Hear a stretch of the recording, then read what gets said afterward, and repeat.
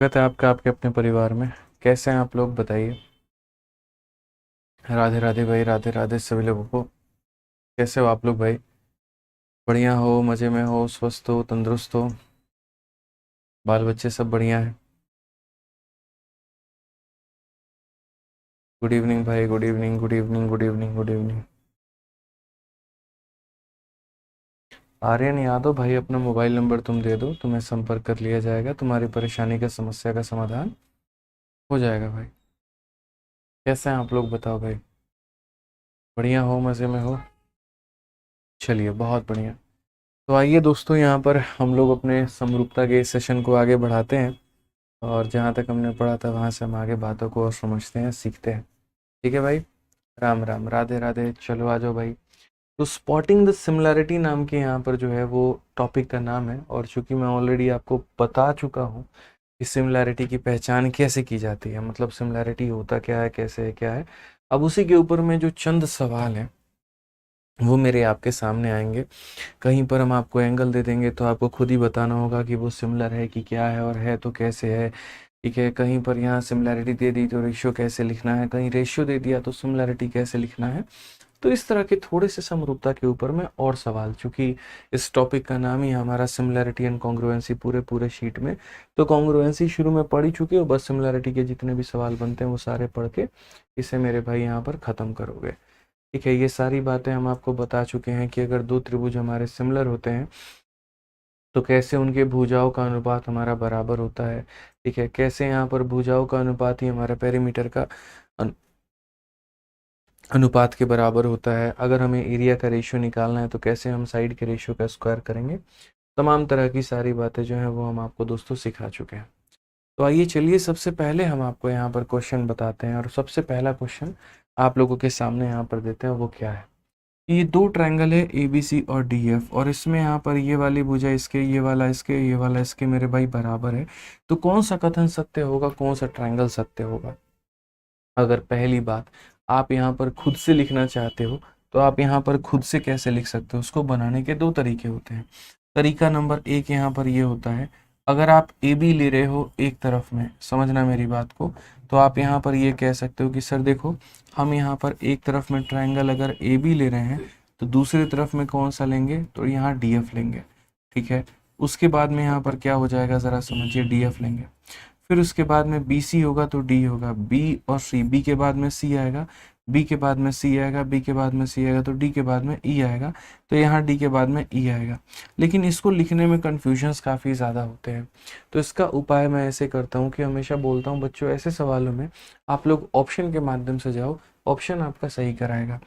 जैसे डी के बाद में ई आए, ठीक है, तो यहाँ ऐसे कह सकते हैं कि सर अगर डी के बाद में ई आ रहा है तो याद रखिए बी के बाद में सी आना चाहिए, यानी डी के नीचे बी सी मिलना चाहिए, या डी के ऊपर में तो डी के ऊपर में बी सी आपको मिल गया, ये कथन सही हो गया भाई। उसके बाद में आप यहाँ पर ये देखो, आप यहाँ पर ये बोलोगे सर अगर आप ई एफ ले रहे हो तो ई एफ और ए सी का रिलेशन होना चाहिए। तो देखो ई एफ और ए सी का भी आपका रिलेशन है, और यहाँ डी और एफ है तो यहाँ बी और ए होना चाहिए, तो डी एफ है और बी ए होना चाहिए, यानी ऑप्शन नंबर ए क्या है? सही उत्तर है। अगर ऑप्शन नंबर दो मेरे भाई सही उत्तर होता तो क्या होता? ऑप्शन नंबर दो अगर सही उत्तर होता तो जैसे यहाँ बी सी है तो बी सी के नीचे या बी सी के ऊपर में डी ई मिलना चाहिए था, तो यहाँ देखोगे तो बी सी के नीचे में डी मिल रहा है, ये भी मेरे भाई सही है। दूसरा, अगर आप यहाँ बोलोगे तो ए सी के नीचे में ई एफ मिलना था, ए सी के नीचे में ई एफ मिलना था हमारा, यहाँ पर ये सही है मेरे भाई। ठीक है, और यहाँ पर हमारा क्या है? ये भी, ये तो ये भी सही है यार। ये क्या हो रहा है मेरे भाई? If triangle A B C and D F, तो ए बी अपॉन, अगर आप देखोगे भाई यहाँ पर ए बी अपॉन में डी एफ बराबर है हमारे बी सी अपॉन में, बी सी अपॉन में डी के, और ये बराबर है हमारे ए सी अपॉन में ई एफ के। तो सारे के सारे भाई सेम ही नज़र आ रहे हैं। ठीक है, अगर हम यहाँ बात करते हैं बी सी अपॉन में डी एफ, ये जैसे ऑप्शन नंबर जो सी है आपका यहाँ पर ये गलत है, एक बार आप देख लीजिए। इसमें यहाँ पर ये है, मैं आपको थोड़ा सा समझा देता हूँ कि इन दोनों ऑप्शंस में कौन सा सही होगा और कौन सा गलत होगा, मैं सारी बातें बताता हूँ। पहले जो गलत ऑप्शन है 100% आप उन्हें देखो। जैसे यहाँ पर अगर आप ए सी लेते हो तो ए सी के नीचे कौन सा आएगा मेरे भाई? तो डी ई आएगा। ए सी के नीचे कौन सा आएगा? तो डी आएगा। और यहाँ पर ए सी के नीचे ई एफ आ रखा है, तो मतलब ये ऑप्शन गलत है। ठीक है, यहाँ पर मेरे भाई डी ई के नीचे बी आएगा, तो यहाँ पर अगर आप देखोगे तो पहली बात डी और ई या ई और डी, तो ये देखो डीई के नीचे या ऊपर, डीई के नीचे यहाँ बी ए आना चाहिए, कौन आना चाहिए, बी ए, और यहाँ डी के नीचे बी सी आ रखा है, तो ये गलत है। तो पहली बात आपका यहाँ पर ये साबित हो गया कि ये मेरे भाई गलत है, ठीक है। अब दूसरी बात आपसे यहाँ पर ये कहा गया कि ये इसके सिमिलर है, या फिर ये कहा गया ये इसके सिमिलर है। मेरे भाई ये दोनों ऑप्शन सही है। अगर कोई यहाँ पर कहता है ना कि नहीं नहीं यहाँ पर जो है पहले ऊपर वाले को बढ़ा दिया गया और इसको दिया गया, तो देखो दोस्तों क्या होता है, जैसे मान लो अगर मैं इसके अनुसार लिखता हूँ तो मैं यहाँ पर ये लिख सकता हूँ कि पहले अगर मैं डी ई लूँगा तो यहाँ पर मैं बी सी ले सकता हूँ, ठीक है। उसके बाद में यहाँ पर अगर मैं ई एफ लूँगा तो यहाँ पर मेरे भाई मैं ए सी ले सकता हूँ। उसके बाद में अगर मैं डी एफ लूँगा भाई यहाँ पर, तो डी एफ लूँगा तो यहाँ पर मैं बी सी ले सकता हूँ।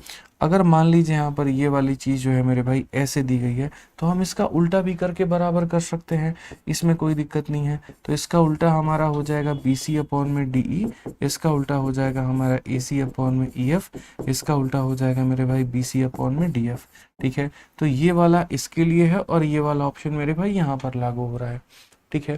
तो आसान भाषा में बोले तो सर से ऊपर में ए बी बी सी ए सी दिया गया है, तो आप पहले ए बी बी सी ए सी वाले को रख लो, और नीचे में D F D E F दिया गया तो आप इसको रख लो, तो ऑप्शन नंबर बी को आप टिक कर लो। हालांकि मैं आपको एक छोटी सी बात बताऊं, ये आपका दोनों का दोनों दोस्त क्या है, तो सेम ही है, ठीक है। ये आपका दोनों का दोनों सेम ही है, इसमें कोई बहुत ज़्यादा अंतर नहीं है, ठीक है। तो पेपर में अगर आए तो हम इसको चैलेंज कर सकते हैं, इसको वहाँ पर चैलेंज किया जा सकता है। ये चलिए नेक्स्ट क्वेश्चन यहाँ देखिए, नेक्स्ट क्वेश्चन आपका यहाँ पर क्या कहा गया, ये आनंद नाम का लड़का क्या कह रहा है भाई, इसको बड़ा कष्ट है। सर 9 से पहले सर्कल हो जाएगा, 9 से पहले सर्कल हो जाएगा, 9 से पहले सर्कल हो जाएगा, एक ही चीज़ को 4 बार लिख दिए। 9 से पहले सर्कल नहीं होगा, 9 से पहले सर्कल नहीं होगा, 9 से पहले सर्कल नहीं होगा आनंद भाई, ठीक है। आ जाओ चलो अब यहाँ पढ़ो मेरे भाई, क्या कहा गया पढ़ो। तो बोला गया if the corresponding angle of a two triangle are, जैसे मान लो यहाँ पर ये वाला इसके बराबर, ये इसके और ये इसके, ये रेशियोज हमारे क्या है, तो बराबर है। अब अगर ये रेशियोज हमारे बराबर है तो यहाँ पर क्या कहा जाएगा, कौन से वाले को हम किसके सिमिलर ये बात बोलेंगे, तो देखो पी एक्स के नीचे ई आर आना चाहिए, यहाँ पर पी एक्स के साथ में ई आर ई एफ आ रहा है। देखिए यहाँ पर पी एक्स का रिलेशन ई आर के साथ में बन रहा है और यहाँ पी एक्स का रिलेशन ई एफ के साथ में बन रहा है, तो ये नहीं हो सकता। यहाँ पी एक्स का रिलेशन ई आर के साथ में बन रहा है, ठीक है। जेड एक्स का रिलेशन आर एफ के साथ में बन सकता है, तो यहाँ पर जेड एक्स का रिलेशन मेरे भाई आर एफ के साथ में बन सकता है। पी जेड का रिलेशन ई एफ के साथ में बनेगा, तो अगर आप यहाँ देखोगे तो पी जेड का रिलेशन ई एफ के साथ में, तो ये हो सकता है। क्या तीसरा और चौथा मेरे भाई होगा यहाँ पे, ये देखो जैसे पी एक्स का ई आर के साथ में, तो आप देखो तो पी एक्स का आपका ई आर के साथ में, जेड एक्स का आर एफ के साथ में, या फिर आप ये देख लो पी जेड का ई एफ के साथ में, और यहाँ पर अगर आप देखोगे तो पी जेड का मेरे भाई आर एफ के साथ में। ये कहता है पी जेड का ई एफ बनना चाहिए और ये कहता है पी जेड का आर एफ बनना चाहिए, तो ये भी हमारा क्या है दोस्तों, गलत है। आप यहाँ देखिए पी एक्स का ई आर के साथ में, यहाँ पी एक्स का मेरे भाई ई आर के साथ में, ठीक है, डन हो गया। फिर जेड एक्स का आर एफ के साथ में, जेड एक्स का मेरे भाई आर एफ के साथ में नहीं है, तो ये भी गलत हो गया। तो इस तरीके से हम कई बार आप लोगों को बता चुके हैं कि समरूपता को लिखना कैसे होता है। अगर यहाँ पर दिया गया है तो हम सिमिलर कह सकते हैं, या अगर रेशियो बराबर दिए गए हैं तो उसके आधार पर हम कैसे लिख सकते हैं, समझिए बात को लेकर के। आइए चलिए नेक्स्ट क्वेश्चन आप लोग यहाँ देखिए, और यहाँ पर जो है वो लिखिए क्या कहा गया। दो ट्रायंगल एबीसी और डीएफ हमारे सिमिलर हैं। क्या है मेरे भाई, दो त्रिभुज हैं, एक हमारा एबीसी है और दूसरा यहाँ पर क्या है, तो दूसरा हमारा डीईएफ है भाई, ठीक है। ये दो ट्रायंगल हमसे यहाँ पर कहा गया क्वेश्चन में, और दोनों के ऊपर में फोकस करिए कि two triangle A B and C. कितने ट्रायंगल है मेरे भाई, यहाँ पर दो त्रिभुज है हमारे पास में, ए हो गया, बी हो गया, सी हो गया, और दूसरा हमारे पास में डी हो गया, ई हो गया, एफ हो गया। ये दोनों ट्रायंगल में ए बी का मान हमारे सामने कितना है, तो 6 है, और बी सी का मान हमारे सामने कितना है भाई मेरे, 8 है। डीई का मान हमारे सामने कितना है, 9 है, तो ई एफ का मान हमारा कितना होगा। सबसे पहली भाई मेरे बात यहाँ पर इस बात को समझो, आपका यहाँ पर ये वाला ट्रायंगल इसके सिमिलर है, और जब भी आप किसी के भी सिमिलर किसी को भी लिख देते हो, तो जैसे अगर यहाँ पहले 2 लेटर पकड़ोगे ए बी, तो यहाँ का भी पहले 2 लेटर कौन सा लेना होगा, तो डी ई लेना होगा। तो पहला 2 लेटर अगर आप ए बी लोगे तो दूसरे में पहला 2 लेटर डी ई लेना होगा। फिर उसके बाद बी सी लोगे यहाँ पर अगर, तो वहाँ पर भी क्या लेना होगा, तो यहाँ पर ई एफ लेना होगा तुम्हें मेरे भाई। फिर उसके बाद में तीसरा लेटर तुम्हें AC है मेरे भाई यहाँ पर, तो वहाँ पर तीसरा लेटर कौन सा होगा, DF लेना होगा। इस तरीके से आपका बात बनता है, ठीक है, कि जैसे यहाँ के पहले 2 लेटर तो वहाँ के पहले 2 लेटर, यहाँ के आखिरी के 2 लेटर तो वहाँ के आखिरी के 2 लेटर, यहाँ का पहला और आखिरी तो वहाँ का पहला आखिरी। ये जब आप यहाँ लिखते हैं तो आपका मेरे भाई बात बनता है। तो आप देखिए AB के नीचे DE आना चाहिए। AB हमारा कितना है दोस्त, 6 है, तो उसके नीचे कौन आना चाहिए, तो DE आना चाहिए भाई, ठीक है। उसके बाद में BC के नीचे EF आना चाहिए, तो BC यहाँ पर 8 है, तो उसके नीचे कौन आना चाहिए, EF आना चाहिए। बस बात खत्म, बाकी चीज़ों की हमें आवश्यकता ही नहीं है, बाकी की ज़रूरत ही नहीं है। हमने काटा 3 से भैया 2 बार में, और 3 से 3 बार में। 2 का 4 गुना 8 है, तो 3 का 4 गुना 12 होगा, या ऐसे काट लो 2 से 4 बार में। तो EF को अगर यहाँ भेजोगे तो बोलोगे 3 इंटू 4 कितना होगा, 12 होगा। सही उत्तर क्या होगा, तो ऑप्शन नंबर A हमारा बिल्कुल सही उत्तर है, ठीक है। समझ गए, सिमिलैरिटी में भी बहुत मजा आने वाला है आपको, सारे सवाल आपके बैक टू बैक बनेंगे। आइए क्वेश्चन में यहाँ पर क्या कहा गया है जरा पढ़िए। कहा गया एक समान है तुम्हारे ट्रायंगल ABC है भाई, यहाँ पे AB BC AC का मान दे रखा है, BC को प्रोड्यूस करने की बात कही गई है। तो ये हमारे सामने एक त्रिभुज है ABC नाम का, ठीक है। ABC में AB की जो भुजा है वो हमारे पास में 20 है भाई, BC का जो मान है वो हमारे पास में 7 है, AC का जो मान है वो हमारे पास में 15 है। कहा गया ये जो BC है इसको प्रोड्यूस करके कहाँ तक लेकर के गए हैं, तो D तक लेकर के गए। अब यहाँ पर DAB नाम का ट्रायंगल, DCA नाम के ट्रायंगल के अगर आप यहाँ देखोगे तो बोलोगे सर ये DAB नाम का जो ट्रायंगल है, देखो भाई ये बड़ा वाला ट्रायंगल, इसके कारण सिमिलैरिटी है, और कहाँ पर सिमिलैरिटी है ये जरा देखो, तो बोलोगे सर ये जो बड़ा वाला सिमिलैरिटी है। फिर से रिपीट करता हूँ भाई, यहाँ पर ये जो बड़ा वाला सिमिलैरिटी है, ये जो बड़ा वाला सिमिलैरिटी है, और ये क्या है, तो D हो गया, A हो गया, B हो गया। ये हमारा मेरे भाई D हो गया, C हो गया और A हो गया, छोटे वाले के सिमिलर है। अब इसमें मैं तो कुछ नहीं करूंगा, मैंने नहीं कहा कि सिमिलर है, ये एग्जामिनर ने खुद ही कहा है। तो अगर वो खुद कहा है मेरे भाई, तो यहाँ पर आंसर भी वो खुद ही ला करके देगा। और कैसे ला करके देगा वो देखो, यहाँ DA लोगे तो यहाँ क्या लेना होगा, तो DC लेना होगा। तो आप बोलोगे सर एक तरफ हम DA लेते हैं तो दूसरी तरफ में हम क्या लेंगे, तो DC लेंगे। उसके बाद में AB लोगे तो मेरे भाई CA लेना होगा, तो यहाँ पर तुम AB लोगे तो क्या लेना होगा, CA लेना होगा। और तीसरी तरफ में मेरे भाई पहला आखिरी DB लोगे, पहला आखिरी DB लोगे, तो यहाँ पहला आखिरी तुम्हें AD लेना होगा या DA लेना होगा मेरे भाई। ये तीनों का तीनों आप यहाँ पर कर पाए, तीनों के तीनों आप यहाँ पर लिख पाए। अब जैसे मान लीजिए आपने यहाँ लिख दिया, इसमें बस ये है कि जिसकी वैल्यू दी गई है आप उसको लिख दो भाई, ठीक है। आ जाओ, तो सबसे पहले बात करते हैं हम DA के बारे में। तो DA का दोस्तों हमारा मान कितना है, बस आप वैल्यू लिखो, अभी मैं आपको कुछ नहीं करवा रहा हूँ, ठीक है। इनफैक्ट अगर आप चाहते तो फोटो बना सकते थे, और अगर आपकी इच्छा है नहीं बनाने की, आप फोटो मत बनाओ। फोटो बस मैंने आपके समझाने के लिए दिया है। मेन मुद्दा जो है इस क्वेश्चन का मात्र इतना है, AB BC AC का मान दे रखा है, इसको प्रोड्यूस किया गया तो CD का मान पूछा है।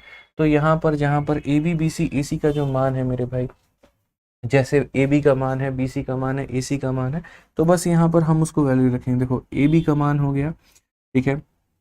उसके बाद में क्वेश्चन में BC का मान तो है नहीं, तो यहाँ पर हम देखो सारी चीज़ें हम लिख देते हैं, समझना। मुझे AD की वैल्यू लिखनी है, क्वेश्चन में AD का मान नहीं दिया गया है। क्वेश्चन में जो दिया गया है वो AB 20 दिया गया है भाई, BC 7 दिया गया है, और AC का मान 15 दिया गया है। तो यहाँ पर AD का मान ये नॉट गिवन है, तो रहने दो यहाँ। CD की जगह पर अगर तुम बात करोगे तो CD को तुम X मान लो यहाँ पे, ठीक है भाई। उसके बाद में AB का मान तुम्हारे सामने कितना है, तो AB का मान तुम्हारा 20 है भाई। AC का मान तुम्हारा कितना है, तो AC का मान हमारा 15 है। उसके बाद में BD का मान हमारा कितना है, तो ये 7 X हो जाएगा भाई। और AD की अगर हम बात करें तो AD हमें नहीं पता है। अब देखो यहाँ पर ये क्वेश्चन बनेगा तो तुम्हारा कैसे बनेगा भाई, AD तो यहाँ पर किसी को नहीं पता है कि AD का मान कितना है, AB सबको पता है, ठीक है, कि यहाँ पर जो है कुछ गड़बड़ लिखा है, BD है ना भाई, और यहाँ पर AD है, सही है, कोई दिक्कत नहीं है। तो AB का मान 20 हो गया, BC का मान 7 हो गया, ठीक है। और आपका CD का मान मेरे भाई कितना हो गया, AC का मान हमारा 15 हो गया। तो पहला हमने लिखा यहाँ पर AD DC, फिर हमने लिखा AB AC, फिर हमने लिखा BD भैया, और BD के साथ में हमने AD लिख दिया यहाँ पे। अब इस क्वेश्चन में यहाँ पर आपके सामने क्या है, तो क्वेश्चन में आप यहाँ पर देखोगे काफ़ी अलग अलग तरीके से यहाँ पर जो है उस सवाल को बना सकते हैं। ठीक है, सबसे पहले यहाँ पर जैसे 20, 15 और यहाँ 25, 7 जो है वो किसका वैल्यू है, तो ए बी का मान आपने ये लिख दिया है, ए सी का मान आपने जो है वो 15 लिखा है। ठीक है, और यहाँ जो आप बी डी लिखते हो ये 7 + x हो जाता है। ठीक, अब यहाँ पर किसको किसके बराबर करोगे आप ये बताओ। ठीक है, तो एक तो हमें यार x के बराबर करना होगा, मुझे लग रहा है कि x की वैल्यू थोड़ी सी निकालने के लिए AD/x को हमें इसके साथ में करना होगा ताकि वो x में आ पाए, बट फ़ायदा तो है नहीं यार, CD का मान हमें निकालना है, x की वैल्यू निकालनी है, इसका कोई फ़ायदा है नहीं यार। जैसे यहाँ पर ये कह सकते हैं कि सर अगर ये रेशियो में फिर x की वैल्यू आएगी, तो क्वेश्चन में कुछ तो और दिया जाना चाहिए। हम BC को प्रोड्यूस करके D तक ले करके गए हैं, तो DC का मान हमसे पूछा जा रहा है। इस क्वेश्चन में कोई डेटा मिसिंग है क्या?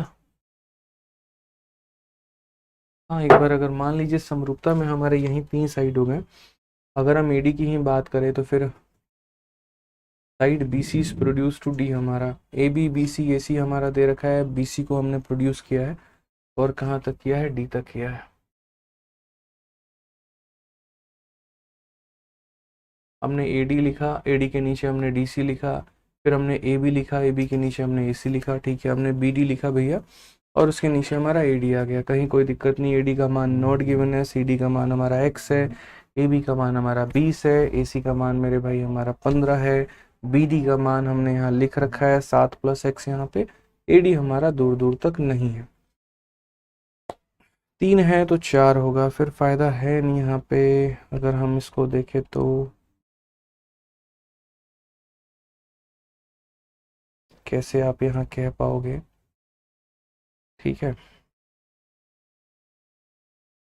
या तो इस AD को यहाँ पर पहले देखो, पहले इनको सॉल्व करो, लेकिन इनको सॉल्व करोगे तो ये हो सकता है AD की वैल्यू तुम्हारी x में आएगी। उस x को यहाँ पर रखोगे तो देख लेते हैं एक बार में।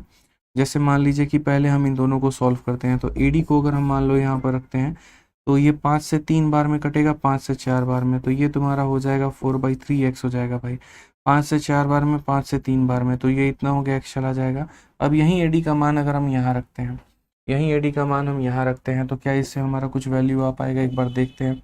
तो अगर हम यहाँ पर इसकी वैल्यू रखते हैं तो हम ये बोलेंगे सर ये 4 है और ये 3 है, तो आप यहाँ काटो, ये 4 है और ये कितना है, 3 है, यहाँ पर 7 है और ये x है मेरे भाई, और AD का मान हमारा 4/3x हो गया, तो यहाँ पर ये 4/3x हो गया। तो कहीं ना कहीं यहाँ का 3 जो है ये कहाँ चला जाएगा, तो यहाँ का 3 हमारा ऊपर चला जाएगा। ठीक है, अब आप यहाँ पर मल्टीप्लाई कर सकते हो, ये है आपके सामने।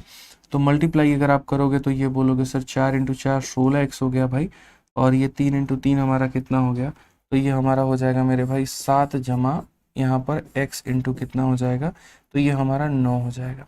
अगर आप यहाँ देखोगे तो बोलोगे सर 16x की वैल्यू हमारे 63 और प्लस हमारा किसके बराबर है, 9 के। तो अगर हम देखेंगे तो 16 में से 9 गया तो 7x की वैल्यू 63 है, तो x का मान हमारा 9 आ जाएगा। बट मैं नहीं चाह रहा था कि ऐसे आंसर आए, बट ठीक है, ऐसे आ गया तो आ गया, बढ़िया बात है।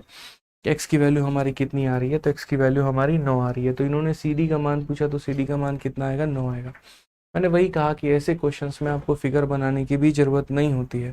ठीक है, कहीं पर कोई ज़रूरत नहीं होती है, आप यहाँ समरूपता लगाइए, आप अपना आंसर लेकर के आ जाइए। कैसे होता है, कंडीशंस क्या होता है वो हम बता रहे हैं। जैसे मान लीजिए आपने यहाँ सिमिलैरिटी लिखा, अब जब सिमिलैरिटी लिखा आपने तो एक बार इन दोनों को बराबर करो, एक बार इन दोनों को बराबर करो, ये कंडीशन होता है। अगर मैं इन दोनों को बराबर कर रहा हूँ 5 से 4, 5 से 3 बार में, यानी 4/3। ठीक है, तो 4/3 है तो यहाँ x चला जाएगा, तो AD का मान 4/3x आ जाएगा। हमारा AD भी x के रेस्पेक्ट में आ चुका है। ठीक है, तो ये हमारा 4/3 है, तो मैंने यहाँ लिख दिया, 7 + x है तो वो लिख दिया। अब AD की वैल्यू 4/3x है, तो यहाँ पर इसका जो बट्टे का 3 है ना दोस्तों, ये उठ करके ऊपर चला गया, तो मैंने यहाँ पर इसको लिख दिया। 4 × 4 हमारा हो जाता है 16x, और 3 × 3 हमारा हो जाता है 9। पूरा का पूरा मेरे भाई सॉल्व किया तो x की वैल्यू कितनी आ गई, तो 9 आ गई। अगर हम बात करते हैं यहाँ पर तो ये 9 कह सकते हैं, और अगर पूरा लेंथ पूछेगा तो 7 और 9 हम कितना कह सकते हैं, तो 16 कह सकते हैं। ठीक है, कोई दिक्कत की बात है यहाँ पर तो आ जाइए। चलिए नेक्स्ट अब हम आगे बढ़ते हैं, और आगे हम यहाँ देखते हैं अगला सवाल यहाँ पर क्या है। ठीक है, या कि AD का स्क्वायर भी हम यहाँ निकाल सकते हैं कि AD का स्क्वायर हमारा इतना है तो AD का मान इतना होगा। ठीक है, हम यहाँ पर ये भी कर सकते हैं कि AD का स्क्वायर बराबर हमारा इतना है, तो इसका होगा, लेकिन इसका कोई फ़ायदा है नहीं। आ जाओ नेक्स्ट क्वेश्चन यहाँ पर देखो, अगला सवाल हमारे सामने क्या है। अगला ट्रायंगल में मेरे भाई बोला कि एक ट्रायंगल एबीसी में डी और ई जो है पॉइंट है हमारे एसी और एबी के ऊपर में। ये हमारा बहुत ही प्यारा क्वेश्चन है, ये समझाने लायक क्वेश्चन है, बढ़िया क्वेश्चन है। इसमें फोटो की भी आवश्यकता पड़ेगी, आप इसमें देखो इस क्वेश्चन में यहाँ पर क्या कहा गया है जरा पढ़ो। तो कहा गया एबीसी नाम का तुम्हारे पास में दोस्तों ट्रायंगल है। तो आप यहाँ पर देखो ये हमारा हो गया ए हो गया, बी हो गया और सी हो गया। बहुत ही अच्छा क्वेश्चन है, आप यहाँ देखिए D and E are the point on A C and A B. A C के ऊपर में एक डी नाम का पॉइंट है और ए बी के ऊपर में एक ई नाम का पॉइंट है। हिंदी में भी पढ़ेंगे तो डी और ई क्रमशः भुजा ए सी के और ए बी के ऊपर में स्थित है और इस प्रकार से है कि ए डी ई का कोण, ऐसा मैंने आपको मेरे भाई जो है पहले बता भी रखा है। ये वाला एंगल अगर मान लीजिए अल्फा है तो यहाँ पर एंगल बी को भी इन्होंने क्या घोषित कर रखा है, तो अल्फा घोषित कर रखा है। मतलब इस बार ये वाला एंगल इसके बराबर नहीं है, ये वाला एंगल इसके बराबर में है, ये क्लियर रखो। उसके बाद में यहाँ पर कहा गया अगर ए ई का मान तुम्हारे सामने कितना है, तो दोस्तों यहाँ पर 8 है। सी डी का मान तुम्हारे सामने कितना है, 3 है। उसके बाद में यहाँ पर डी से लेकर के ई का मान तुम्हारे पास में कितना है, 6 है। बी सी का मान तुम्हारे सामने कितना है, 9 है। तो ये ए डी का मान हमारा कितना हो भाई मेरे, मैं एक बात बताता हूँ, कई सारे तरीकों से आप सिमिलैरिटी को लिख सकते हो और वो क्या लिख सकते हो, देखो दो तरीके हैं। तरीका नंबर एक यहाँ पर ये है कि जैसे एक ट्रायंगल आपने बनाया है और ये ट्रायंगल आपने बनाया है ना, इसका नाम हमारे सामने दोस्त ए बी सी करके है। बोर्ड पर सभी लोग फोकस करना यहाँ पे और सभी लोग देखना। यहाँ पर आपने एक लाइन बना दिया डी ई नाम का और ये डी आपने जो है कोई पैरेलल वैरेलल कुछ आपने नहीं खींचा है। आप चाहो तो आप यहाँ पर, ठीक है ऐसे ही है, कोई दिक्कत नहीं है। अब सेम क्वेश्चन मेरे भाई दो बनते हैं, एक ये वाला और एक यहाँ पर इसका पड़ोसी वाला। दोनों में फर्क क्या होता है, यहाँ पर ये बोला जाता है कि ये अल्फा यहाँ पर अल्फा के बराबर है, सिर्फ एक एंगल बराबर दिया जाता है। और यहाँ पर क्या होता है मेरे भाई, ये बोला जाता है कि अगर ये अल्फा है तो यहाँ पर ये अल्फा होगा। अब ये आपको बुद्धि का क्या इस्तेमाल करना है, ठीक है। जब एक ट्रायंगल दूसरे वाले के अंदर में मौजूद है, देखो जो लोग कमेंट कर रहे हैं भाई, कमेंट करना बंद करो। हिंदी में क्वेश्चन गलत है, अंग्रेजी में क्वेश्चन ये है वाह है वो है, भाई पढ़ लो यार। ज्यामिति पढ़ा रहा हूँ, मजाक में मत लो चीज़ों को लेकर के, सब ऊपर ऊपर चला जाएगा, सारा तुम्हारा कमेंट बाजी निकल जाएगा यहाँ पे, देख लो भाई, ठीक है। तो यहाँ पर मैं क्या कह रहा हूँ, मैं यहाँ पर ये कह रहा हूँ एक एंगल ऑलरेडी मेरे भाई दे दिया बराबर, दूसरा बुद्धि लगा लो तो एंगल ए हो गया तुम्हारा। जो छोटे वाले में मान आएगा वही बड़े वाले में मान आएगा भाई, तो एंगल ए हो गया। तो जब वही कहते हैं मियाँ बीबी राजी, तो क्या करेगा काजी, तो यानी इसका तीसरा वाला जो होगा मेरे भाई इसके तीसरे वाले के बराबर, ये क्लियर रखो पहले। उसी तरीके से यहाँ पर एक एंगल तुम्हारा बराबर इन्होंने दिया है, एंगल ए दोनों में तो सेम ही होगा। यहाँ पर अगर इसके लिए 60 डिग्री है तो बड़े वाले के लिए भी 60 ही डिग्री होगा, एंगल ए के तो अलग अलग मान आएंगे नहीं, ठीक है। अब आ जाता है यहाँ पर डी पर, ये मेरे भाई जो यहाँ पर वैल्यू होगी वही वैल्यू यहाँ पर इसके बराबर भी हो, ठीक है। तो यहाँ पर क्या हो जाएगा, इसका सिंगल सिंगल के बराबर, डबल डबल के बराबर, ट्रिपल ट्रिपल के बराबर। अब दो बातें होती हैं, एक होता है सिमिलैरिटी को लिखना और उसको लिखने के दो तरीके होते हैं, ठीक है। मैं यहाँ पर इसी चीज को बता रहा हूँ, दो तरीके से सिमिलैरिटी को लिखा जाता है। पहला तरीका बच्चों यहाँ पर क्या होता है, तो पहला तरीका पहले तो ट्रायंगल को सिमिलर लिखना। ट्रायंगल जैसे ए हो गया, बी हो गया, सी हो गया, तो आप यहाँ बड़ा वाला लिखो, उसके सिमिलर बना दो। अब यहाँ देखो ए जो छोटे वाले में है तो ए बड़े वाले में जो है वही छोटे वाले में होगा। एंगल ए देखो बी जो है यहाँ बड़े वाले का अल्फा, तो बड़े वाले में जो अल्फा है वो बी है, तो छोटे वाले में जो अल्फा है वो कौन है मेरे भाई, तो डी है। उसके बाद में ट्रिपल एंगल बड़े वाले में सी है, तो यहाँ ट्रिपल वाला कौन है, तो ई है। हमने ऐसे लिख दिया, ठीक है। उसी तरीके से इसमें भी सेम काम करेंगे, ए बी सी हम लिख देंगे। अब ए बी के सी के करस्पॉन्डिंग हम उनके एंगल को लिखेंगे। तो बड़े वाले में ए डबल एंगल है, तो छोटे वाले में भी डबल एंगल कौन है मेरे भाई, तो ए है। बड़े वाले में बी का मान अल्फा है, तो छोटे वाले में यहाँ पर अल्फा किसका मान है, तो ई का मान है। बड़े वाले में सी ट्रिपल एंगल है, तो छोटे वाले में ट्रिपल एंगल कौन है, तो डी है। तो तरीका नंबर एक होता है कि पहले हम सिमिलैरिटी लिखते हैं और सिमिलैरिटी लिखने के बाद में जैसे ऐसे उठाते हैं, इसके पहले दो अक्षर उठा लिए ए बी, तो इसके पहले दो उठा लो मेरे भाई, ए डी उठा लो। उसके बाद इसके बाद के दो उठा लिए तुमने बी सी, तो इसके बाद के दो तुम डी ई उठा लो। या उसके बाद में यहाँ पर इसके यहाँ पर ए सी उठा लिए तुमने, तो यहाँ पर तुम क्या उठा लो, ए उठा लो। समझ गए भाई। तो इस तरीके से आप रेशियो लिखोगे, इस तरीके से सवाल को हल करोगे। ठीक, यहाँ पर भी सेम उसी तरीके से इसका पहला दो अक्षर क्या उठा लिया, ए भी उठा लिया, तो इसका पहला दो अक्षर क्या उठाओगे, तो ए उठाओगे भाई। इसका बाद का दो अक्षर बी सी उठा लिया, तो इसका बाद का दो अक्षर क्या उठाओगे, ई डी उठाओगे। यहाँ पर मेरे भाई ए सी उठा लिया, तो यहाँ पर क्या उठाओगे, ए डी उठा लोगे। क्लियर है, तो इस तरीके से लिख दिया। यानी स्टेप नंबर 1 या स्टेप नंबर 1 कह के मेथड नंबर 1 क्या कह सकते हैं, मेथड नंबर 1 ये होता है कि पहले हम अपने आप को सेटिस्फाई करते हैं सिमिलैरिटी को लिख करके और बाद में उनका रेशियो लिखते हैं।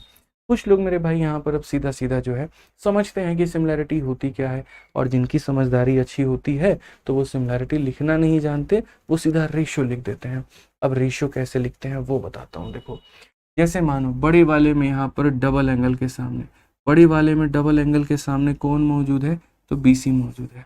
और यहीं पर डबल एंगल के सामने छोटे वाले में कौन मौजूद है, तो DE मौजूद है।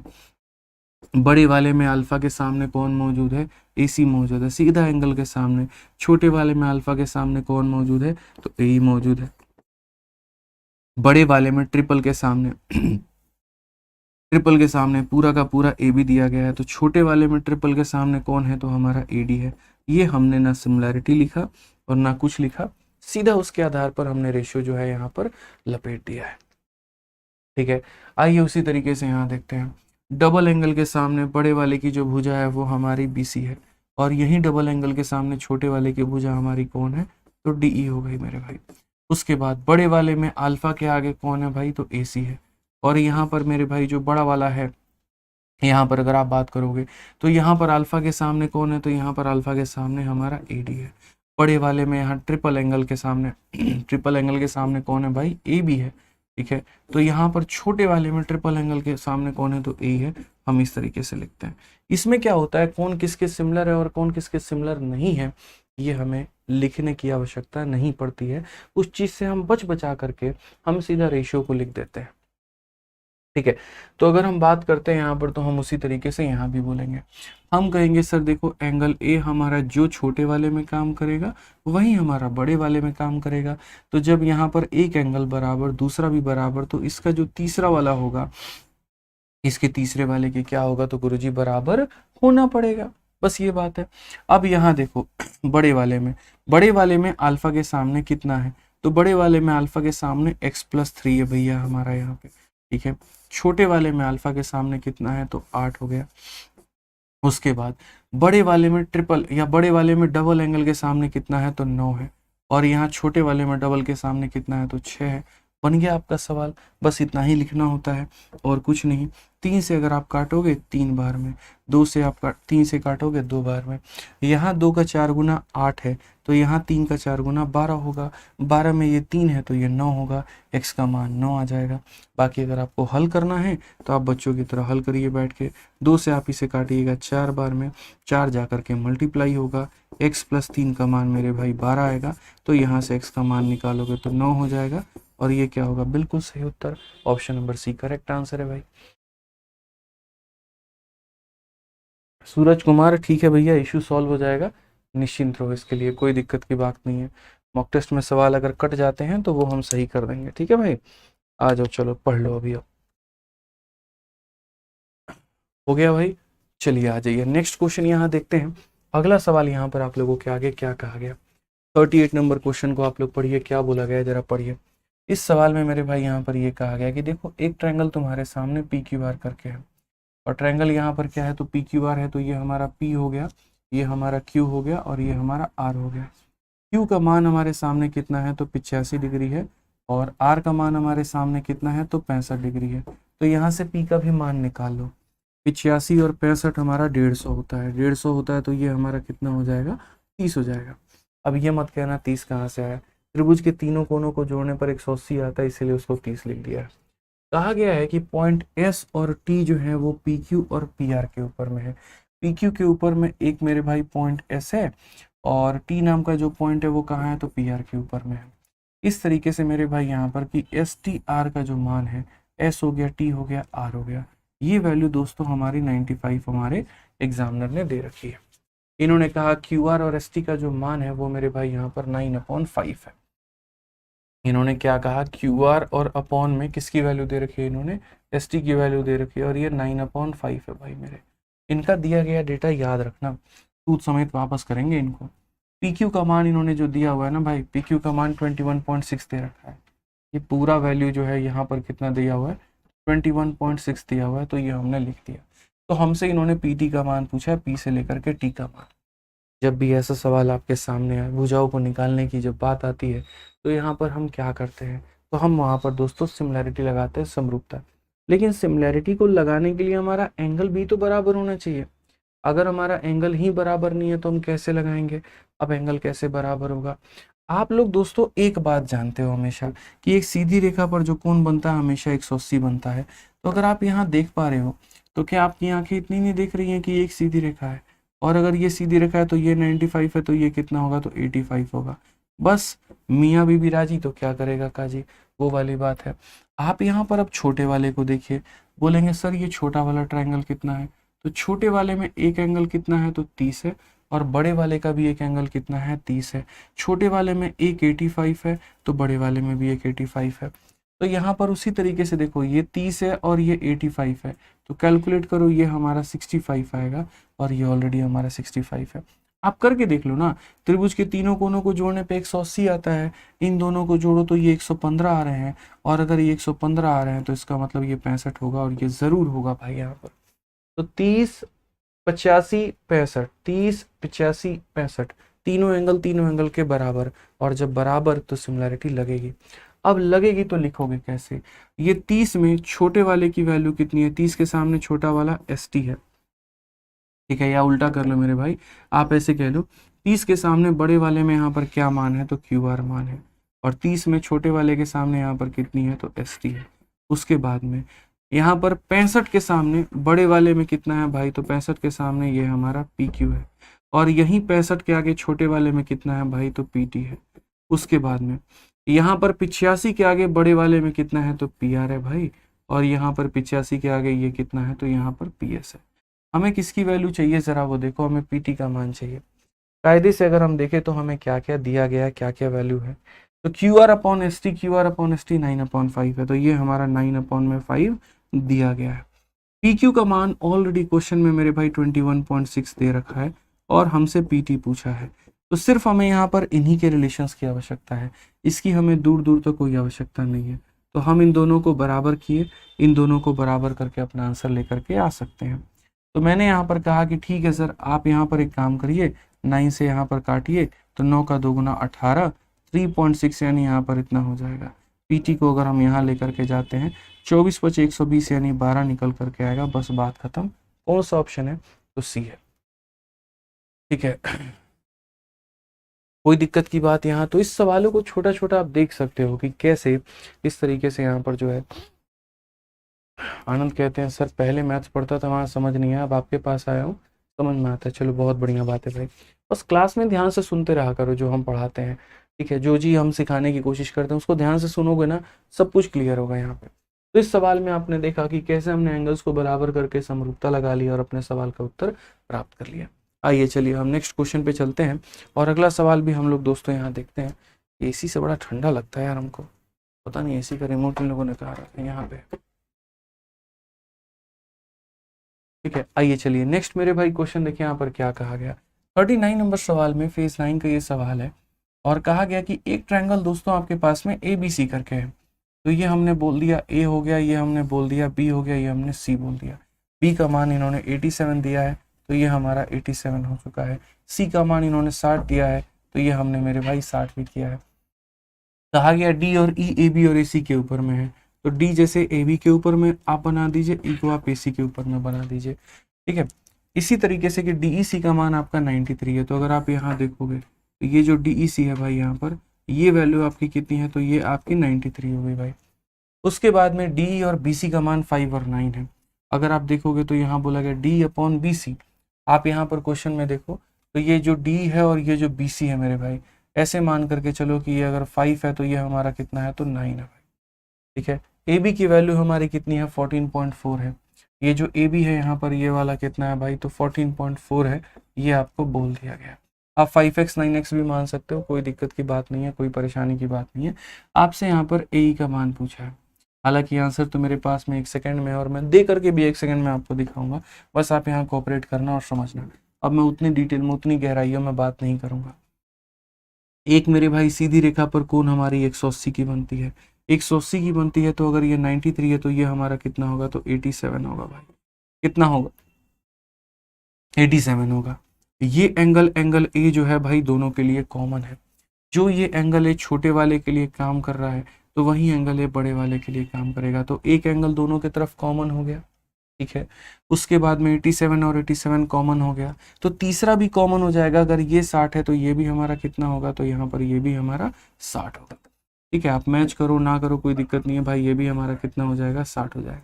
और अगर किसी को डिटेल में बात करनी है तो मैं डिटेल में भी बात करके समझा देता हूँ उसको तरीके से। ये सारी चीज़ें तुम मिटा दो भाई। त्रिभुज के तीनों कोनों को जोड़ने पर 180 आता है, तो ये 60 है और ये 87 है, तो ये मेरे भाई 147 हो गया। और अगर ये 147 हो गया, आप ऐसे मान के चलो, तो आप यहाँ बोलोगे गुरु जी ये वाला कोण हमारा कितना होगा, 8 और 6 14, 147, 147 होगा मेरे भाई यहाँ पर, तो 47 और 3 50, और यहाँ पर इतना, ये 33 हो जाएगा, क्योंकि त्रिभुज के तीनों कोनों को जोड़ने पे कितना आता है, 180 आता है। तो ये तुम्हारा 9 3 12 6 18 हो गया मेरे भाई। अब उसके बाद में देखो, सीधी रेखा पर 180 का कोण बनता है, ये 93 है, तो ये कितना होगा, 87, कितना होगा, 87। अब ये 87 और ये 33 है, तो ये डेफिनेटली 60 होगा। क्यों, इनको जोड़ने पर 120 आता है, तो ये ऑटोमेटिक 60 होगा। अब छोटे वाले में 33 60 87 और बड़े वाले में 33 60 87 हो गए, तीनों एंगल के बराबर हो गए। और बराबर हो गए तो क्या लगाएंगे, सिमिलैरिटी। तो कैसे लगाएंगे, तो छोटे वाले में 33 के आगे कितना है, 5 है, और बड़े वाले में 33 के आगे कितना है, तो भाई 9 है।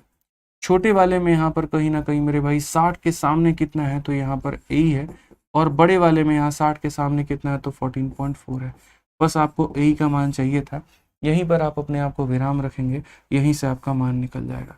इसे मेरे भाई काटोगे तो ये 1.6 आएगा, 16 5 80 यानी 8 हमारा आ जाएगा, और ये हमारा क्या होगा, करेक्ट आंसर।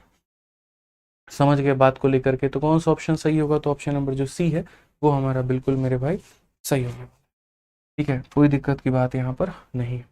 आइए चलिए क्वेश्चन नंबर यहाँ पर देखिए 40 नंबर में क्या कहा गया, सेम उसी तरीके से। इसमें कहा गया कि एक ट्रायंगल आपके सामने भी, खाली समरूपता समरूपता समरूपता देखते चलो, यहाँ पे बहुत आसानी से बना पाओगे। तो ये तुम्हारा मेरे भाई ट्रायंगल एबीसी करके हो गया। डी एक पॉइंट है हमारा, कहाँ के ऊपर में है, बीसी के ऊपर में, तो आपका यहाँ पर ये हो गया इस तरीके से कि एडीसी का मान यहाँ पर अगर मैं देखूँ, मैं यहाँ पर पॉइंट बनाता हूँ और यहाँ पर मैं देखता हूँ यहाँ पर क्या कहा गया। तो इस तरीके से दोस्त यहाँ पर कि ये जो एडीसी हो गया, यहाँ पर ये एडीसी का जो मान है वो बीएसी के मान के बराबर है। अगर ये अल्फा है तो ये पी ए और सी हमारा ये भी कितना होगा भाई, तो ये भी हमारा अल्फा हो जाएगा। ये पूरा का पूरा हमारा कितना हो जाएगा, तो ये पूरा का पूरा हमारा अल्फा हो जाएगा। सी ए का मान दोस्तों कितना है, 12 है, जैसे क्वेश्चन में कहा गया, तो ये हमारा 12 है। तो यहाँ पर सी डी का मान हमारा कितना हो जाएगा, तो 8 हो जाएगा। तो हमसे यहाँ पर किसका मान पूछा गया है, सी से लेकर के बी तक का मान मेरे भाई यहाँ पर ये वैल्यू पूछी गई है, कितना होगा।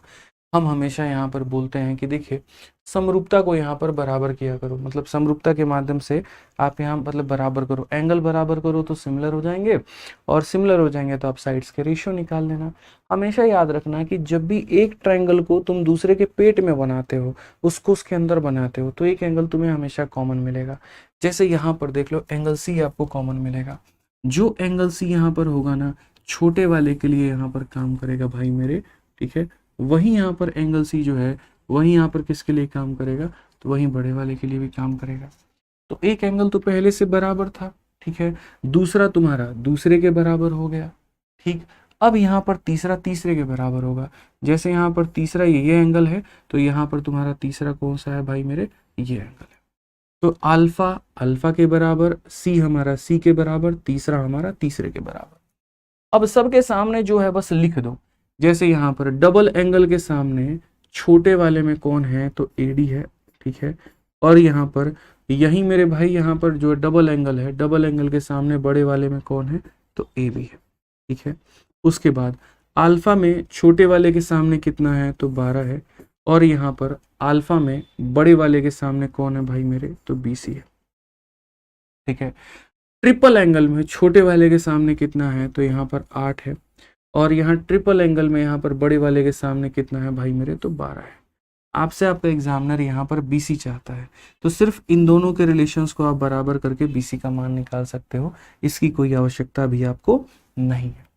तो अगर आप यहाँ देखोगे तो बोलोगे सर यहाँ पर ये देखो ये 12 हो जाएगा, ये 12 यहाँ मल्टीप्लाई में आ जाएगा, ठीक है, वो 8 यहाँ डिवाइड में आ जाएगा, और ये बराबर हो जाएगा किसके, तो हमारे BC के। BC यहाँ चला गया तो ये आ गया 12 और 8, 4 से 2 बार में, 4 से 3 बार में, और 2 से 6 बार में, तो कुल मिलाकर के BC का मान हमारा कितना हो जाएगा, तो BC का मान हमारा 18 हो जाएगा। यानी ऑप्शन नंबर ए जो होगा बिल्कुल हमारा सही उत्तर होगा। ठीक है पीयूष गुप्ता मेरे भाई, यहाँ पर हमारे पास में ऐसा कोई प्रावधान नहीं है, तो इसीलिए मैं आपकी इसमें कोई सहायता नहीं कर पाऊंगा भाई। ठीक है दिवाकर मजहर, चलिए बहुत बढ़िया तरीके से भाई पढ़ाई करो दिवाकर भाई। ठीक है आ जाओ, एक और क्वेश्चन दोस्तों आप लोगों के सामने मैं यहाँ पर दिखाता हूँ, सेम उसी प्रकार का हमारा सवाल है। आप लोग यहाँ पर देखिए क्या कहा गया, ये बोला गया है ABC हमारा हो गया, तो ये हमारा हो जाएगा A B और C। D नाम का एक पॉइंट है, और वो D नाम का पॉइंट कहाँ पर है, तो BC के ऊपर में है। इस तरीके से कि हमारा जो ADC है वो यहाँ पर सेम क्वेश्चन मेरे भाई, हम तो चाहते हैं कि होमवर्क दे दें आपको, लेकिन हमें पता है कुछ भाइयों को कष्ट हो जाएगा अगर हम होमवर्क देंगे। तो यहाँ पर देखिए सेम हमारा क्वेश्चन है, ये जो ADC वाला एंगल आपके सामने है वो BAC वाले यहाँ पर इसके मेरे भाई क्या है, तो अल्फा के बराबर है। अगर आप देखोगे तो CA का मान 12, ये तो सेम ही क्वेश्चन हमको लग रहा है, ये 12 है 18 है, कहीं सेम ही तो नहीं छाप दिया, CA है 12 है और यहाँ पर CD का मान 8 है, सेम ही क्वेश्चन है बस थोड़ा डिफरेंट है, बस ये है वहाँ CA का मान 12 है तो यहाँ CA का मान 12 लिख दीजिए, और CB का मान हमारे सामने यहाँ पर ये बड़े वाले का मान इन्होंने 8 दिया गया, बस यहाँ पर ये है। और इसमें इन्होंने छोटे वाले का मान पूछ लिया कि जैसे छोटा वाला तुम्हारा x है तो इसका कितना होगा। पीछे वाले क्वेश्चन में क्या था भाई मेरे, पीछे वाले में छोटा वाला दे करके बड़ा वाला पूछा था, इसमें बड़ा वाला दे करके छोटा वाला पूछा है। बात आपका सेम ही है। ठीक है आप अगर लिखोगे तो बात यहाँ पर वही बन जाती है। देखो यहाँ पर एक एंगल तो बाय डिफॉल्ट तुम्हारा कॉमन है, क्यों कॉमन है तो वो मैंने बता ही दिया, क्योंकि C वाला एंगल जो काम छोटे वाले में करेगा भाई मेरे यहाँ पर, वहीं AC वाला क्या करेगा, तो बड़े वाले में उतना ही एंगल बनाएगा। तो एक एंगल तुम्हारा कॉमन है, दूसरा इन्होंने बराबर दे दिया है, तो जहाँ दो एंगल बराबर होते हैं वहाँ पर ये सिमिलर हो जाते हैं, समरूप हो जाते हैं, और समरूप हो जाते हैं तो साइड्स का रेशियो बराबर होता है। ठीक है तो एंगल C के सामने यहाँ पर देखो तो क्या आ जाएगा, तुम्हारा AD आ जाएगा, और यही एंगल C के सामने बड़े वाले में देखो तो क्या आ जाएगा, AB आ जाएगा। अल्फा के सामने छोटे वाले में देखो तो तुम्हारा 12 आ जाएगा, और ये अल्फा है इसके सामने बड़े वाले में देखो तो ये 8 आ जाएगा। दो एंगल तुम्हारे बराबर हो गए। अब उसके बाद में यहाँ पर ये जो ट्रिपल एंगल का खेल है इसको समझो। ट्रिपल एंगल में छोटे वाले के सामने देखो तो x है, ट्रिपल एंगल में बड़े वाले के सामने देखो तो 12 है। क्योंकि आपको x का मान निकालना है तो सिर्फ आप इतने को बराबर करो, बात खत्म यहाँ पे। तो आप बोलोगे इस 12 को गुरुजी उठा के ऊपर लाते हैं, तो 12 इंटू 12 बट्टे में कितना हो जाएगा, 8 बराबर होगा तुम्हारे x के। सीधा सीधा 4 से काटोगे 2 बार में, 4 से काटोगे 3 बार में, 2 से काटोगे 6 बार में, 6 तिरक 18, तुम्हारा मान जो है x का कितना निकल के आएगा, 18। कौन सा ऑप्शन सही होगा, तो C फॉर कहो ना प्यार है, बिल्कुल हमारा सही होगा। ठीक है ध्यान दीजिए यहाँ पर एंगल अगर आपके बराबर होते हैं तो समरूपता बड़े आसान तरीके से आप लगा सकते हैं। आइए क्वेश्चन नंबर 42 देखिए क्या कहा गया। क्वेश्चन नंबर 42 की अगर हम बात करें तो यहाँ बोला गया ABC वाला ट्रायंगल है हमारे सामने, ये दोस्तों हमारा ABC वाला ट्रायंगल है। AC का मान हमारे सामने कितना है, तो AC का मान हमारे सामने 8.4 है। BC का मान हमारे सामने कितना है, 14 है। P एक पॉइंट है AB के ऊपर में, P नाम का पॉइंट है यहाँ पर। ठीक है और P is a point on AB such that CP की वैल्यू हमारे सामने कितनी है, तो CP की वैल्यू हमारे सामने 11.2 है भाई मेरे। ठीक है ACP का मान हमारा B के बराबर में है, ये जो हमारा ACP होगा भाई यहाँ पर ये हमारा B के बराबर में है, यानी आप अगर इसे अल्फा बोलते हैं तो आप यहाँ पर भी अल्फा बोलिए। ठीक है तो हमारा यहाँ पर BP का मान कितना होगा ये बताना है, हमें यहाँ पर X का मान बताना है। मैंने ये बात कहा था कि चाहे तुम जैसे भी मेरे भाई यहाँ पर काम करो, जब भी एक ट्रायंगल के अंदर में एक ट्रायंगल बनाओगे ना तो वो गारंटेड है यहाँ पर कि तुम्हारा एक एंगल कॉमन निकलेगा। कैसे कैसे आप यहाँ बना सकते हैं, आप यहाँ पर देखिए मैं आपके सामने 3 फोटो बना रहा हूँ और ये गारंटेड है कि एक एंगल मैं भी आपको कॉमन ला करके दिखाऊंगा। जैसे यहाँ पर क्या होगा, आप यहाँ से अगर कोई ऐसे लकीर खींचोगे तो हो सकता है आपका एग्जामिनर यहाँ पर ये कह दो ये अल्फा और यहाँ का ये पूरा का पूरा बराबर होगा। उस केस में जो कॉमन निकल करके आएगा वो कौन आएगा, तो ये एंगल मेरे भाई कॉमन होगा। हम सिर्फ कॉमन एंगल की बात करेंगे। तो कॉमन एंगल मेरे भाई यहाँ पर ये होगा, ये यहाँ पर इस वाले ट्रायंगल में, यहाँ पर जो है इस वाले ट्रायंगल में, और यहाँ पर ये पूरा का पूरा बड़े में, यहाँ पर ये क्या होगा, कॉमन होगा। अगर मान लीजिए कभी ये लाइन हमने यहाँ से खींच दिया भाई, तो जो कॉमन होगा वो कौन होगा, तो यहाँ पर इस वाले ट्रायंगल में यहाँ पर जो कॉमन है वो ये है मेरे भाई, और बड़े वाले में भी यहाँ पर कौन है, तो यहाँ पर ये कॉमन है। ठीक है, हम यहाँ पर इस वाले पार्ट का टोटल के साथ में अगर कभी हमने यहाँ पर ये काम कर दिया कि सपोज करो ऐसे लाइन खींच दिया, तो हम यहाँ पर क्या कहेंगे, तो हम ये कह सकते हैं कि सर यहाँ पर देखो, यहाँ पर ये वाला एंगल और पूरे के लिए भी यहाँ पर क्या हो जाएगा, ये वाला एंगल हमारा कॉमन होगा। तो कॉमन एंगल निकालना हमारे लिए बाएं हाथ का खेल है, वो हम लोग कर सकते हैं। अब यहीं पर देखो कौन से वाले ट्रायंगल की, अगर आप यहाँ पर इस वाले ट्रायंगल की बात कर रहे हो, कौन से वाले ट्रायंगल की मेरे भाई, यहाँ पर इस वाले के। ठीक है, और इस वाले में देखोगे तो जो एंगल ए आएगा मेरे भाई, वो बड़े वाले के लिए भी वही एंगल सेम काम करेगा कि नहीं करेगा। तो यहाँ पर एंगल ए बराबर अल्फा, अल्फा बराबर, तो इसका जो ट्रिपल एंगल होगा दोस्त यहाँ पर, वो यहाँ पर इसके ट्रिपल एंगल के क्या होगा, तो बराबर। अब अगर हम बात करते हैं तो जैसे इसमें अल्फा के आगे कौन है, तो इसमें अल्फा के आगे यहाँ पर एपी है, और यहाँ पर अल्फा के आगे कौन है, तो मेरे भाई 8.4 है। उसके बाद में यहाँ डबल एंगल के सामने कितना है, तो 11.2 है, और यहाँ पर डबल के सामने कितना है, तो मेरे भाई 14 है। उसके बाद में ट्रिपल के आगे यहाँ पर कितना है दोस्तों, तो बोलोगे 8.4 है, और यहाँ पर मेरे भाई ट्रिपल के आगे कितना है, तो पूरा का पूरा ए बी है, जिसकी कोई हमें आवश्यकता भी नहीं है। मैं फिर से रिपीट कर देता हूँ आपको, यहाँ पे आप देख लीजिए, फिर से रिपीट करता हूँ। डबल एंगल के आगे छोटे वाले में कितना है, तो यहाँ सॉरी अल्फा में यहाँ पर छोटे वाले के आगे कितना है, एपी, तो यहाँ अल्फा में बड़े वाले के आगे कितना है, 8.4। डबल में छोटे वाले के आगे कितना है, 11.2, डबल में बड़े वाले के आगे कितना है, 14। उसके बाद यहाँ पर ट्रिपल में मेरे भाई बड़े वाले के आगे हमारा यहाँ पर कितना है, ठीक है, पहले छोटा वाला लिखा है ना हमने हर जगह पे, पहले छोटा, तो ट्रिपल के सामने मेरे भाई, ट्रिपल के सामने छोटे वाले में कितना है, 8.4, तो ट्रिपल में बड़े वाले के सामने हमारा ए बी है। आप यहाँ पर चाहते हो कि हम बीपी का मान बताएं, तो बढ़िया तरीके से हम यहाँ बता सकते हैं। इस ए बी को हम ए बी नहीं लिखेंगे भाई मेरे, इस यहाँ पर ए से लेकर के बी तक को हम ए पी और जमा यहाँ पर एक्स लिखेंगे। तो ए पी जमा क्या करेंगे, तो ए पी जमा एक्स लिखेंगे। ठीक है, तो आपको यहाँ पर चीज़ें समझ में आएंगी, बढ़िया तरीके से आपको यहाँ पर क्लियर हो पाएगा ए पी जमा एक्स, क्योंकि वही एक्स दिमाग में रहेगा कि निकालना है। अब असल में आपको यहाँ पर क्या करना है, पहले आपको इन दोनों का रिलेशन निकालना है। इन दोनों का रिलेशन जब लगाओगे ना, तो यहाँ से तुम ए बी का मान निकाल पाओगे। तो यहाँ पर करो, पहले ए बी का मान निकालो। तो ए बी का मान निकालने के लिए क्या करोगे, यहाँ मल्टीप्लाई में भेज दोगे। तो बोलोगे ये 11.2 था, ये 8.4 तुम्हारा मल्टीप्लाई में चला गया, और 14 तुम्हारा कहाँ गया, तो नीचे आ गया। अगर आप इसे मल्टीप्लाई करोगे तो यहाँ पर आप अपनी वैल्यू बता पाओगे। फिर से रिपीट कर देता हूँ मेरे भाई, यहाँ पर देखो, छोटे वाले में अल्फा के आगे एपी है, तो यहाँ बड़े वाले में अल्फा के आगे 8.4 है, तो एपी के नीचे 8.4। पहले छोटा वाला लिखा है, फिर बड़ा वाला। छोटे वाले में डबल के आगे 11.2 है, तो बड़े वाले में डबल के आगे 14 है, तो ये लिख दिया। छोटे वाले में ट्रिपल के आगे 8.4 है, बड़े वाले में ट्रिपल के आगे एपी और मेरे भाई यहाँ पर पीबी है या एक्स आप कह सकते हो, ये आपने लिख दिया। एपी का मान निकालना है, पहले यहाँ पर इन दोनों को कंपेयर करके यहाँ पर क्रॉस मल्टीप्लाई करके एबी का मान निकाल।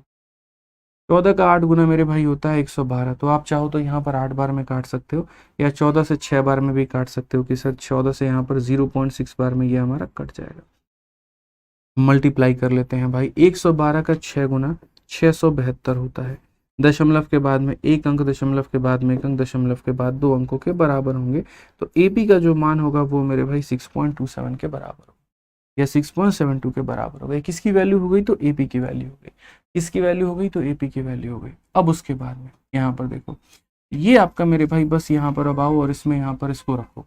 ये जो एपी की वैल्यू है अब ला करके यहाँ पे रखो, तुम्हारा क्वेश्चन भाई बन पाएगा। क्योंकि एक बार इन दोनों को बराबर किया तो एपी निकल के आ गया, अब एक बार इन दोनों को बराबर करेंगे तो ये निकल करके आएगा। तो यहाँ बोलेंगे यहाँ पर ये 11.2 है हमारा, नीचे में हमारा 14 है, ये हमारा 8.4 है। ठीक है, अच्छा एपी का मान हमारा कितना है, तो 6.72 और प्लस हमारा कितना है, तो एक्स है। अब अगर हम बात करते हैं यहाँ पर, तो हम क्या बोलेंगे, 14 का 8 गुना 112 होता है, तो बोलोगे सर ये 0.8 है। और यहाँ पर ये अगर आप काटोगे ना, तो ये भी डायरेक्ट आप काट ही सकते हो।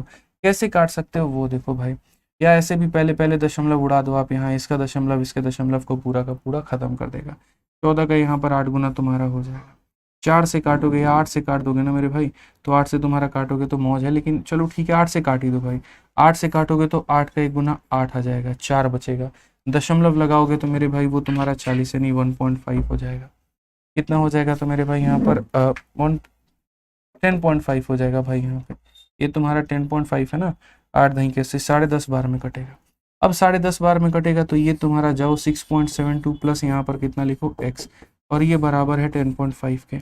x की वैल्यू निकालने के लिए क्या करोगे, ले जा करके 10.5 में से इसे घटाओगे, तो ये तुम्हारा मेरे भाई कितना हो जाएगा। देखो 10.5 में से कैसे घटाते हैं भाई, तो 10.5 में से 6.72 को घटाना है, तो बोलोगे सर 10 में से 2 गया 8, 14 से 7 गया 7, 9 से 6 गया 3, 3.78 तुम्हारा ये हमारा करेक्ट आंसर आएगा। और कौन सा ऑप्शन होगा, तो सी होगा। किसी को माइनस में भी दिक्कत ना है तो ये भी खोपचे में ले जा करके देखो, मैंने माइनस कर दिया है, साइड में कर दिया ताकि तुम्हें कहीं पर कोई दिक्कत ना आए। हो सकता है यहाँ पर जो परेशान कर सकती है वो कैलकुलेशन हो सकती है कि कैसे मैंने उसको 0.6 बार में उड़ा दिया, कैसे मल्टीप्लाई करके मैंने यहाँ पर ये लिख दिया, कैसे हमने यहाँ पर 8 से इसको 10.5 बार में काटा। कॉमन सेंस है, 8 का 10 गुना 80 होता है और 8 का आधा 4 होता है, इसीलिए 8 का 10 गुना और 8 का आधा यानी 10.5 बार में मैंने इसको काटा है। ठीक है, थोड़े थोड़े कैलकुलेशन आपको अपने बेहतर करने पड़ेंगे जनाब, नहीं तो बात आपकी बिगड़ जाएगी। ठीक है, तो ये सारे समरूपता के क्वेश्चन है। मैं चाहता हूं कि आप लोग इसके ऊपर में इतने एक्सपर्ट हो जाओ कि सिमिलैरिटी आपके आंखों से दिखे, विजिबल हो वहां पे। ठीक है, कहीं कोई गलती ना करो आप लोग। एक और क्वेश्चन देखिए अभी यहाँ पर क्या कहा है, पढ़ो मेरे भाई। यहाँ पर क्या बोला गया, जरा पढ़ो। Let D and E be 2 point on the side B C of a triangle A B C. पढ़िए यहाँ पर। ठीक है, हम लोग बना देते हैं ए बी सी में डी और ए। ये हमारा दोस्त ए हो गया, ये हमारा बी हो गया, ये हमारा सी हो गया।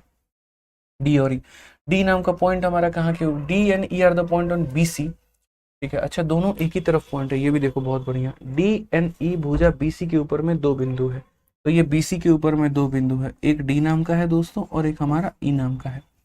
ठीक है, और इस प्रकार से है कि ए डी और ए हमारा बराबर है। ये देखो बहुत ही प्यारा सवाल है भाई, मजा आ जाएगा तुम लोगों को, बता रहा हूँ मैं। इसके ऊपर में 4 सितारे लगाओ, 4 सितारों वाला क्वेश्चन है यहाँ पर, ये 4 स्टार।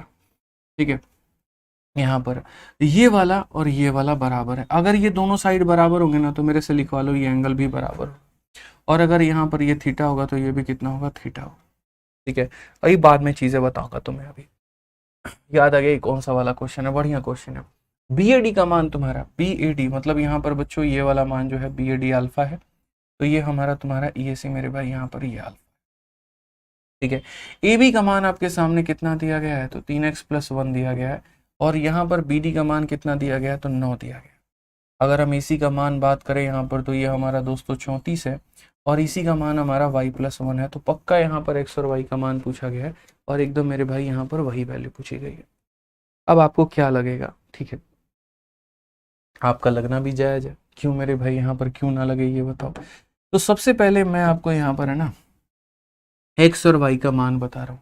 तो पहली बात, यहाँ पर सिमिलैरिटी नहीं, यहाँ पर कॉन्ग्रुएंसी लगेगा। अब कोई बच्चा कंफ्यूज होगा कि सर कॉन्ग्रुएंसी क्यों लगेगा, और आपको कैसे पता कि कॉन्ग्रुएंसी लगेगा। रीजन है मेरे भाई यहाँ पे, पहला कारण तो ये है कि हमारे पास में इक्वेशन एक है और वेरिएबल मेरे पास में 2 है, तो एक इक्वेशन से 2 वेरिएबल का मान नहीं निकाल सकते। जिसको आसान भाषा में मैं अगर आपके सामने व्यक्त करूं तो मैं यहाँ पर ये कह सकता हूँ कि 90% लोग यहाँ सिर्फ सिमिलैरिटी देख करके चुप हो जाते हैं। मैं थोड़ा एक कदम उसके आगे देखना चाहता हूँ। जैसे मैंने आपको यहाँ पर ये कहा कि अगर ये थीटा है तो सीधी रेखा पर कोण कितना बनता है, 180 का। तो अगर 180 का बनता है तो मेरे भाई ये कितना हो जाएगा, तो 180 माइनस थीटा होगा। उसी तरीके से ये भी एक सीधी रेखा है, ये अगर थीटा है तो ये कितना होगा, तो 180 माइनस थीटा होगा। ठीक है, अब मैंने कहा था जब 2 ट्रायंगल होते हैं, ठीक है, तो जब 2 ट्रायंगल होते हैं तो वहां पर मेरे भाई याद रखना, एक आस मैंने पढ़ाया हुआ था, आस नाम से, आस आस आस। या तो मैंने ये कहा था कि आस पढ़ लो, या मैंने ये कहा था कि यहाँ पर एंगल साइड एंगल पढ़ लो, कि 2 एंगल के बीच में एक साइड फंसा है। तो एक एंगल और एक एंगल, 2 एंगल के बीच का साइड, और एक एंगल और एक एंगल, 2 एंगल के बीच का साइड, अगर ये मेरे भाई बराबर है तो इधर का पिंक वाला ए बी डी कॉन्ग्रुएंट होगा ए ई सी के। या आसान भाषा में ऐसे भी कह सकते हो, सर एक एंगल दूसरे के बराबर, ये वाला इसके बराबर, तो गारंटेड है कि बी भी हमारा किसके बराबर होगा, सी के बराबर होगा। और दुनिया में जब भी 2 ट्रायंगल के तीनों एंगल के बराबर हो जाते हैं और कोई एक भी साइड, ठीक है, जैसे यहाँ पर बी के सामने वाली साइड अगर सी के सामने वाले साइड के बराबर हो जाए, या यहाँ के अल्फे वाला के बराबर यहाँ का अल्फा वाला मेरे भाई बराबर हो जाए, या इसका 180 माइनस थीटा का इसका 180 माइनस के बराबर हो जाए, तो इसे हम कॉन्ग्रुएंट साबित कर देंगे, इसे हम सर्वांगसम साबित कर देंगे। ठीक है, तो मैंने यहाँ पर बस इतना ही देखा सरकार, मैंने यहाँ पर क्या कहा, angle side angle, angle side angle, और ये एंगल साइड एंगल से यहाँ पर दो ट्रायंगल हमारे कॉन्ग्रुएंट हो गए। मैं फिर से यहाँ पर कह दे रहा हूँ, बाई एंगल साइड एंगल, यहाँ पर दो ट्रायंगल हमारे ए बी और डी, ये हमारा हो जाएगा मेरे भाई ए बी और डी, और ये सिमिलर नहीं होगा, ये सर्वांगसम होगा किसके, यहाँ पर ए सी और ई के, ये हमारा ए सी और ई के। इसका फायदा यहाँ पर क्या होगा, इसका फायदा होगा इसके अल्फा के सामने जो है वही इसके अल्फा के सामने भी होगा, यानी यहाँ पर इसके अल्फा के सामने 9 है तो इसके अल्फा के सामने भी वही होगा, तो इससे हमारा यहाँ पर क्या हो जाएगा, y की वैल्यू निकल करके चली आएगी। ठीक है, उसके बाद में यहाँ पर क्या होगा, इसके 180 के सामने जो है मेरे भाई वो है 3x + 1, तो यहाँ पर इसके 180 के सामने भी हमारा कितना होगा, तो ये हमारा 34 होगा।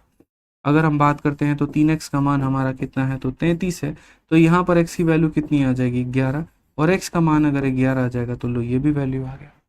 क्वेश्चन में आपसे कहा गया x और y को जोड़ करके बताओ, तो दोस्तों जरा जोड़ करके बताना, तो बोलोगे 11 में 8 जोड़ दो तुम्हारा 19 हो जाएगा, और कौन सा ऑप्शन होगा, तो सी फॉर का होना प्यार है। ठीक है, तो समझ में आ गया बात, यहाँ पर कोई दिक्कत की बात है तो बताइए। यानी जब एंगल्स बराबर होते हैं तो एक साइड अगर बराबर हो गया और वो भी उस एंगल के सामने, अब ये नहीं इसके अल्फा का साइड यहाँ इसके 180 माइनस थीटा के बराबर है, तुम कॉन्ग्रुएंट साबित कर दिए, नहीं, जो साइड यहाँ अल्फा के सामने होगा वहीं इसके भी अल्फा के बराबर होना चाहिए, तब जाकर के हम इसे कॉन्ग्रुएंट कह पाएंगे, नहीं तो हम इसे कॉन्ग्रुएंट कह ही नहीं सकते। क्लियर है? चलिए, तो मजा आ रहा है? अब बताइए भैया आप लोग, मजा आ रहा है कि नहीं आ रहा है? तो यहाँ पर आज के सेशन में हम आपका विराम देते हैं सिमिलैरिटी एंड कॉन्ग्रुएंसी में, और बाकी क्वेश्चंस हम आप लोगों को करवाएंगे अगली क्लास में। उम्मीद हमारी यही है कि आप लोग अपने घर पर बढ़िया तरीके से पढ़ाई कर रहे होंगे, सारी चीज़ों को रिवाइज कर रहे होंगे, और कहीं पर कोई दिक्कत की बात नहीं आ रही होगी। एक भाई कहता है कैलकुलेशन स्पीड कैसे बढ़ेगी, कैलकुलेशन करने से बढ़ेगी, और कैसे बढ़ेगी? ठीक है, क्वेश्चंस को देखने से तो नहीं होगा, कैलकुलेटर का इस्तेमाल करने से तो नहीं होगा, कैलकुलेशन करोगे तब जा करके तुम्हारी रफ्तार बढ़ने वाली है। ठीक है, समझ में आ गया बात यहाँ पे? एक कहते हैं छोटा वाला भुजा बड़ी वाली भुजा के बराबर कैसे, इससे कोई मतलब नहीं छोटा बड़ा कौन है क्या है, मतलब एंगल है कि उस एंगल के सामने की भुजा दूसरे वाले की उसी एंगल के सामने की भुजा के बराबर होगा। एक त्रिभुज में अल्फा के सामने जो है दूसरे वाले में भी अल्फा के सामने वही होना चाहिए। ठीक है, चलिए, तो बहुत शानदार, बढ़िया तरीके से आप लोग पढ़ाई करिए, जीवन का आनंद लीजिए। ठीक है, और रिविजन करते रहा करिए, रिविजन बहुत बहुत बहुत ज़रूरी है आप लोगों के लिए, ध्यान रखिए। अब तो दिन दिन में आप लोगों की दो क्लास चल रही है, एक टाइम अरिथमेटिक एक टाइम एडवांस, थोड़ा सा लोड आप लोगों के ऊपर में हो गया होगा मुझे पता है, लेकिन अगर हम इतना भी नहीं करेंगे तो फिर आपका सिलेबस टाइम से नहीं होगा, और अगर वो नहीं होगा तो फिर मेरे भाई आप बढ़िया से पढ़ाई नहीं कर पाओगे। ठीक है, इस बात को ध्यान रख, बढ़िया स्कोर आपका नहीं आ पाएगा फिर। तो मुझे लगता है कि अगर आप चाहते हो कि तय समय के अंदर में थोड़ा स्कोर बढ़िया हो, ठीक है, तय समय के अंदर में थोड़ा बढ़िया परफॉर्मेंस कर पाओ, तो आपको दोनों क्लासेस लेनी ज़रूरी है। दोनों को पढ़ना पड़ेगा, दोनों के नोट्स बनाने पड़ेंगे, दोनों के क्वेश्चंस की प्रैक्टिस करनी पड़ेगी, तभी 7 से 8 महीने के अंदर में आप अपने हिसाब से अपने सिलेबस को कंप्लीट कर पाओगे, और फिर आपके स्कोर भी बढ़िया आएंगे। ध्यान रखिए इस बात का। ठीक है, चलो मिलते हैं अगले क्लास में, आज के लिए इतना ही दोस्तों, धन्यवाद, थैंक यू।